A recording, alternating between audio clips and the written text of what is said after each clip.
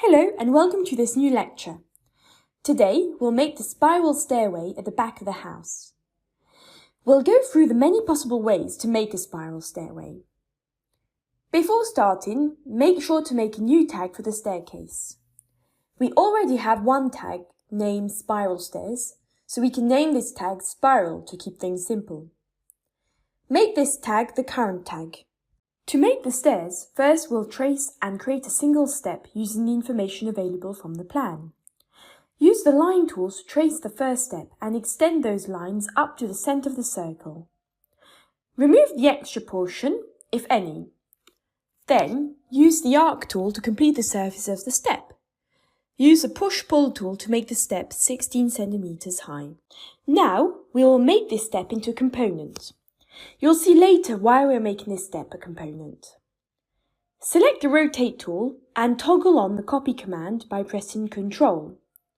Now, rotate and place the copy of the first step in the second step's place. We need a total of 9 steps for the staircase, but right now we want a complete circle of steps. Because these are spiral stairs, we might be having a complete revolution before reaching the top. Input 11 times to make 11 copies of the first step at uniform distances from one another. Now select all the steps and move them to the top of the original steps. Now we need to extend these steps so that they can reach the landing. We don't know exactly how many steps it might take to reach it. You can use the tape measure tool to measure the height of the wall and divide it by the height of one step to get the total number of steps. But I'll take a guess and input 15 times. The height we've reached is clearly lower than the landing, but we'll ignore it for now. Select the first step, then select the second step from the upper layer, and then the third step from the third layer, and so on. Continue to do this until the last step.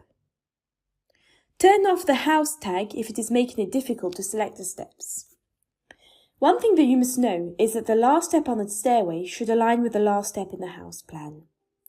You can see that the last step in the topmost layer isn't aligned with the last step on the floor plan. So, we need to add some more steps to be properly aligned. To be more specific, we need 5 more steps. You can count them from the last step you selected. Select all the steps in the topmost layer and move them to the top of the layer. I'll make 5 copies this time. Now, turn off the tag of the house model. Then, select all the steps once again. After you've completed the selection process, check the alignment again. Turn on the tag of your model to check the step's alignment. You can see that the last step is perfectly aligned with the one in the floor plan, so that's great. Now, press Shift and do a right to left selection. It will deselect all the selected steps and select all the unselected ones. Then, press Delete to remove all the unnecessary steps.